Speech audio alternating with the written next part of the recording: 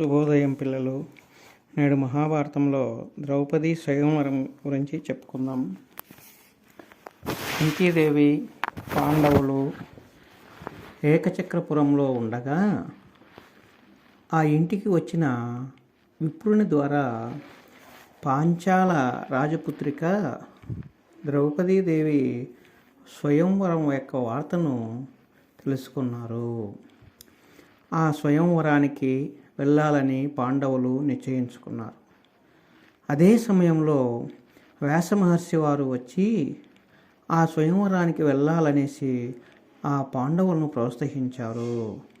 ఆ వ్యాసుని ప్రోత్సాహంతో వారి ఆదేశం ప్రకారము పాండవులు విప్ర రూపంలో ఉన్నటువంటి బ్రాహ్మణ రూపంలో ఉన్నటువంటి వేషధారులుగా ఉన్నటువంటి వారు బయలుదేరి వెళుతూ ఉండగా ఆ సమయంలోనే మార్గంలో గంధర్వరాజైనటువంటి వాడు అంగారవర్ణుడు తన ప్రియురాళ్లతో కలిసి జలక్రీడలు జరుపుతూ ఉండగా పాండవులు రావటం గమనించి వారిని చూసి, ఓ మానవులారా, నా పేరు అంగారవర్ణుడు, గంధర్వుడను, నాతో పోరాటానికి దేవదానవ యక్ష రాక్షసులే సాహసించరు. నాతో పోరాడడానికి దేవతలు, రాక్షసులు, యక్షులు ఎవరూ కూడా నాకు ధైర్యం చేసి నాతో పోరాడడానికి ఎవరూ రారు. మీరు ముందుకు రాక వెనుతిరిగి వెళ్ళండి అనేసి అలా వారిని హెచ్చరించడం జరిగింది. అలా చేయడమా అర్జునుడు కోపావేశుడై, గంధర్వ, నదీ తీర్థాలు ఎవరివి సొంతం కాదు. మంచిని గౌరవిస్తామే కానీ గొప్పలు చెప్తే మేము సహించము.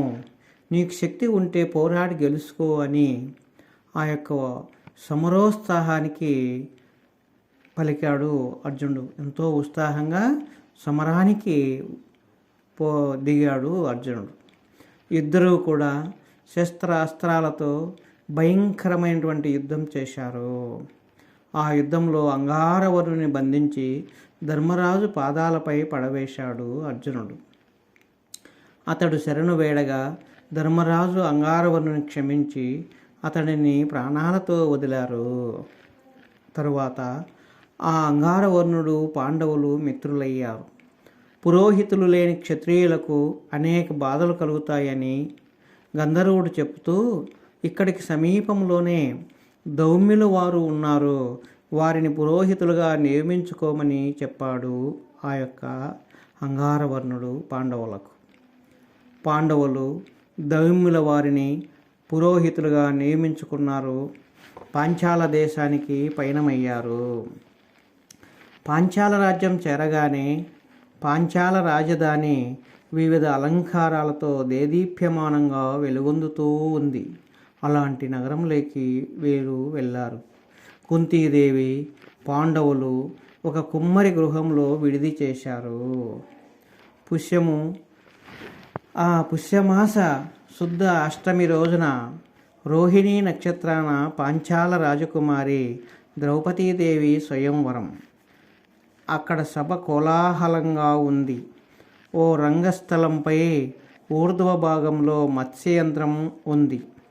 ద్రౌపది సోదరుడు దృష్టదౌమ్యుడు తన సోదరిని వెంట పెట్టుకొని సభలోకి ప్రవేశించగా అక్కడ ఉన్నటువంటి రాజులందరూ కూడా ద్రౌపదీదేవిని, ఆమె సౌందర్యాన్ని తిలకిస్తూ ఉన్నారు. ఆమె అపురూపమైనటువంటి సౌందర్య దేవతగా బాసిల్లుతూ ఉంది. ఆమె రూప లావణ్యాలు అతిశయించగా అతి మనోహరంగా, ఎంతో వయ్యారంగా ఆమె వచ్చింది ముందుకు. దుష్టదౌమ్యుడు సభలో గల రాజులను ఉద్దేశించి, ఓ వీరులారా, ఇక్కడ గల వింటిని ఎక్కుపెట్టి ప్రక్కనే గల 5 బాణములతో పైన గల మత్స్యయంత్రంలోంచి లక్ష్యమును ఛేదించిన వీరునికి నా సోదరి భర్తగా స్వీకరిస్తుంది అని ఆ సభలో ఉన్నటువంటి రాజులను ఉద్దేశించి చెప్పాడు. ఎందరో రాజులు వచ్చి ప్రయత్నించి విఫలులై అక్కడి నుంచి ఎనుదిరిగి వెళ్ళిపోతూ ఉన్నారు. అందరూ రాజులు చాలామంది వెళ్ళిపోయారు. అలా బ్రాహ్మణ రూపంలో ఉన్న పాండవులను శ్రీకృష్ణుడు గుర్తించాడు. అన్నగారైనటువంటి బలరామునికి చెప్పాడు. వారు ఆ యంత్రం ఛేదించడానికి ప్రయత్నం చేయలేదు అంటూనే అప్పుడు కర్ణుడు లేచి అతి భయంకరంగా ఆ వింటిని సునాయాసంగా వెక్కుపెట్టి బాణం సంధించడానికి ప్రయత్నిస్తూ ఉండగా ద్రౌపదీదేవి నేను సూతజాతి వాణిని వరించను అని చెప్పగా కర్ణుడు అక్కడి నుంచి వెళ్ళిపోయాడు. ఆ సమయంలో పాండవ మధ్యముడైనటువంటి వాడు అర్జునుడు బ్రాహ్మణ రూపంలో ఉన్నటువంటి వాడు లేచి ముందుకు వచ్చాడు. అక్కడ ఉన్నటువంటి బ్రాహ్మణులందరూ కూడా ఆనందంతో కోలాహలం చేశారు. వచ్చిన రాజులు ఆశ్చర్యచకితులయ్యారు. ద్రుపద మహారాజు దృశ్యద్యోమ్నులు విచిత్రంగా చూస్తూ ఉన్నారు. అర్జునుడు ఆ వింటినారి తొడిగి అమ్ములు సంధించి లక్ష్యాన్ని ఛేదించాడు. సభ యావత్తు కరతాళ ధ్వనులతో మారుమ్రోగింది. ద్రౌపదీదేవి అర్జునుని మెడలో పూలమాలను వేసి వరించింది. దాంతో ఆ రాజులలో అక్కడ ఉన్నటువంటి వారిలో కలవరం బయలుదేరింది. ఇంతమంది రాజకుమారులు ఉండగా ఒక బ్రాహ్మణునికి రాజకుమార్తెను ఇవ్వడమా అని కోపావేశాలతో ద్రుపద మహారాజుపైకి దండెత్తారు అక్కడ ఉన్నటువంటి రాజులందరూ. వెంటనే భీముడు మహావృక్షమును పేకలించి అర్జునుని ప్రక్కగా నిలువగా అర్జునుడు ధనుర్బాణాలు చేకొని కర్ణునితో యుద్ధం చేయగా అర్జునుని శక్తికి ఆశ్చర్యం కలిగిన కర్ణుడు తమరు ఎవరు? నాతో నిలిచి పోరాడడానికి ఎవరికీ శక్తి లేదు.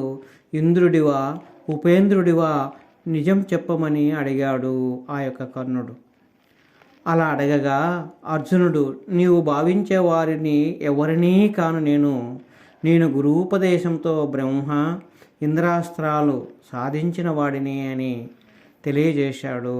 అలా చెప్పగా కర్ణుడు బ్రహ్మశక్తి బ్రాహ్మణ తేజస్సును ఎదిరించుట మూర్ఖుల లక్షణమని చెప్పి ఆ యొక్క యుద్ధం నుంచి విరమించుకున్నాడు కర్ణుడు. భీముడు శల్యుణ్ణి పట్టి గిరగిరా తిప్పి నేలపైన పడవేశాడు. బ్రాహ్మణులు ఆనందంగా చప్పట్లు కొట్టారు. ఎప్పుడైతే కర్ణుడు శల్యుడు యుద్ధం విరమించారో మిగిలిన రాజులందరూ కూడా అక్కడి నుంచి వెనుతిరిగి పరిగెత్తడం స్టార్ట్ చేశారు. అలా పలాయనం చిత్తగించారు. బ్రాహ్మణులు ఆ రాజకన్యను చేపట్టడం సమంజసమా, దానికి ద్రుపదుడు అంగీకరించడం ధర్మమా అని ఆ యొక్క అందరూ కూడా ఇలా చర్చ మొదలుపెట్టారు. అక్కడ వెంటనే బలరామకృష్ణులు లేచారు. శ్రీకృష్ణుడు ద్రౌపది స్వయంవరం ధర్మయుక్తమే అని పలకగా బలరాముడు కాదని ఎవరైనా చెప్పగలరా ఇది అని నాగలి పైకెత్తి నిలబడ్డాడు. ఆ సంఘటనతో అక్కడ మిగిలి ఉన్నటువంటి రాజులందరూ కూడా అక్కడి నుంచి వెళ్ళిపోయారు. భీమార్జునులు పాంచాలి సహితంగా ఇంటికి వచ్చి రాగానే అమ్మా ఫలం తెచ్చామనగానే ఆ కుంతీదేవి ఏదో ఆలోచనలో ఉండి పరాకుగా అందరూ పంచుకోండి అంది. ఆ తర్వాత ద్రౌపదీదేవిని చూసి ఒక స్త్రీని 5 పంచుకునుట ఏమి న్యాయం అని విచారించసాగింది. ఈ విషయాలన్నీ కూడా రహస్యంగా గమనిస్తూ ఉన్నాడు ద్రౌపదీదేవి సోదరుడైనటువంటి దుష్టద్రుమ్నుడు. ఆ సమయంలో బలరామకృష్ణులు వచ్చి పలకరించి తమ బంధుత్వం గురించి చెప్పగా పాండవులు వారికి నమస్కరించి కుశల ప్రశ్నలు వేసి వెళ్ళిపోయారు. తర్వాత పాండవులు భిక్షకై వెళ్ళి తిరిగి వచ్చారు. అందులో ఒక భాగం దేవతలకు నివేదించి కొంతమంది విప్రులకు అర్పించి మరికొంత తీసి మనల్ని ఆశ్రయించిన వారికి పెట్టమని చెప్పి తక్కినది 2 భాగాలు చేసి ఒక భాగం మహాకాయుడైనటువంటి భీమసేనునికి, తక్కిన దానిని 6 భాగాలు చేసి దానిలో నువ్వు 1 భాగము స్వీకరించమని కుంతీదేవి చెప్పగా ఆ అత్తగారి మాటలను శిరసా వహించి ఆచరించింది ద్రౌపదీదేవి. ఆ రాత్రి పాండవులు అనేక విషయాలపై చర్చించుకున్నారు. ఈ విషయాలన్నిటినీ గమనించిన దుష్టద్యుమ్నుడు తన తండ్రిని చేరి విషయం వివరిస్తూ ద్రౌపదీదేవిని చేపట్టిన వారు క్షత్రియులేనని తెలుస్తున్నదని పలికాడు. ద్రుపద మహారాజు పాండవులకు విందు ఏర్పాటు చేశాడు. చాతుర్వర్ణాల వారు అధివసించడానికి అనువైన రథాలను పంపగా వారు క్షత్రియోచిత రథాలపై అధివసించి వెళ్ళారు. భోజనాదులు సైతం క్షత్రియోచిత విందు ఆరగించారు. తదనంతరం ఆయుధశాలకి వెళ్ళారు. పై విషయాలన్నీ గమనించిన ద్రుపద మహారాజు వీరు క్షత్రియులేనని మనసులో ఆనందించాడు. అనంతరం ధర్మరాజు ద్రుపద మహారాజుతో, ద్రుపద, మా అమ్మగారు చెప్పిన మాట ప్రకారం మేము 5గురం రాకుమార్తెను వివాహమాడతామని చెప్పాడు.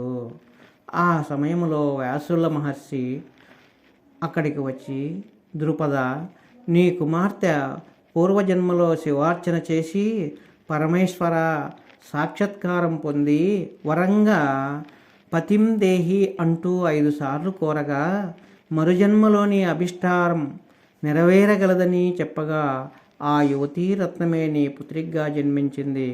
శివాజ్ఞ దాటరాదు సుమా అని చెప్పగా అందరిలో కూడా ఆనంద ఉత్సాహాలు వెళ్ళి విరిశాయి. ద్రుపద మహారాజు అంగీకారం తెలిపాడు. ముహూర్తం పెట్టడానికి కులగోత్రాలు నక్షత్రాలు తెలుపమని కోరగా ధర్మరాజు మందహాసంతో నవ్వుతూ, ద్రుపద మహారాజా, మీరెందుకు ఆతృత చెందుతున్నారో నాకు తెలుసు. మీ అభిష్టం ప్రకారంగా మీ కుమార్తెని ఎవరికిచ్చి వివాహం చేయవలనని తలుస్తున్నారో వారికే ఇచ్చి పరిణయం చేయబోతున్నారు. మేము పాండవులము. లక్ష్య ఛేదనం చేసింది అర్జునుడు అని చెప్పాడు. ద్రుపద మహారాజు మిక్కిలి ఆనందించి ధౌమ్యుల వారి పౌరోహిత్యంలో ద్రౌపదీదేవితో పాండవులకు వివాహం చేయించాడు. సద్గుణ సంపన్న రాశి అపురూప లావణ్యవతి అయినటువంటి ద్రౌపదీదేవి 5గురిని వివాహమాడినా ఏ రోజుకు ఆ రోజు కన్యత్వముతో ఉండేది. ఆమెను పరిణయమాడిన తర్వాత పాండవులు ద్రుపదుని ఇంట సుఖంగా ఉండగా ధృతరాష్ట్రునికి ఈ సంగతులు గూఢాచారుల ద్వారా తెలిసి ఆందోళన చెంది మనసులో విచారం కలిగి పైకి లేని ప్రేమను నటిస్తూ నా పాండురాజు తనయులను కోడల్ని బంధుమిత్రుల సహితంగా ఇక్కడికి రప్పించమని విదురునికి చెప్పి పంపాడు. విదురుడు పాంచాల దేశం వెళ్ళి పాండవులకు విషయం వివరించి చెప్పాడు. పాండవులు ద్రౌపదీదేవి, కుంతీదేవి హస్తినాకు బయలుదేరి వెళ్ళారు. హస్తినాపురంలో పాండవులకు ఘనస్వాగతం లభించింది. గాంధారీదేవి ఆజ్ఞపై శుభముహూర్తాన పాండురాజు మందిరంలో ప్రవేశించారు. ఇలా ఉండగా ఒకరోజు ఆ ధృతరాష్ట్రుడు భీష్మ ద్రోణాదుల హితవచనాలతో ప్రతినిత్యము పోరుపడలేక ధృతరాష్ట్రుడు ధర్మరాజును పిలిచి, నాయన, అనాదిగా కౌరవ వంశీయులకు కాండవ ప్రస్థమే రాజధాని. కారణాంతరాల వలన నేడు శిథిలమై ఉంది. నీవు నీ అర్ధరాజ్యంలో భాగంగా అది తీసుకొని కాండవ ప్రస్థం రాజధానిగా చేసుకొని పునరుద్ధరించుకో. నీ మీద ప్రేమాతిశయం కలవారు నీ వద్ద ఉంటారు, నీతో వస్తారు అని పలికాడు ధృతరాష్ట్రుడు. అందులకు ధర్మరాజు అంగీకరించారు. 1008 ఏనుగులపై గంగాజలాలతో శ్రీకృష్ణ బాహిలీకాది రాజులు రాగా అందరి సమక్షంలో శ్రీ వ్యాసుల వారు ధర్మరాజుని ఆ రాజు పట్టాభిషేకం చేయడం జరిగింది.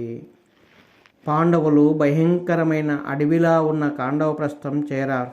శ్రీకృష్ణునితో కలిసి ఆ ప్రదేశం చూసి కలవరం చెందారు పాండవులు. శ్రీకృష్ణుడు చిరునవ్వు నవ్వి ఇంద్రుని స్మరించాడు. శ్రీకృష్ణుని అభిష్టం తెలిసిన ఇంద్రుడు విశ్వకర్మను రప్పించి కాండవ ప్రస్థం చూపి, విశ్వశిల్పి, ఈ అడవి ప్రదేశం రమణీయమైన సుందరమైనటువంటి మనోహర నగరంగా నిర్మించు. నీ హస్త కౌశలముతో ఇంద్రప్రస్థంగా మార్పు చెందాలి సుమా అని తెలియజేశాడు. శ్రీకృష్ణుడు పర్యవేక్షణలో శ్రీకృష్ణుని యొక్క పర్యవేక్షణలో విశ్వకర్మ అద్భుతంగా ఆ యొక్క నగరాన్ని నిర్మించాడు.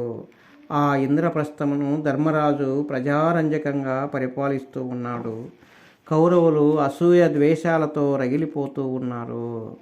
5 పురుషులు ఒక స్త్రీతో ఉండుట కష్టమని, స్త్రీ మూలకంగా వారికి ద్వేషం కలిగించి వారిని నాశనం చేయాలని ఎన్నో కుయుక్తులు పన్నుతూ ఉన్నారు ఆ యొక్క కౌరవులు. Like, share, comment and subscribe this channel.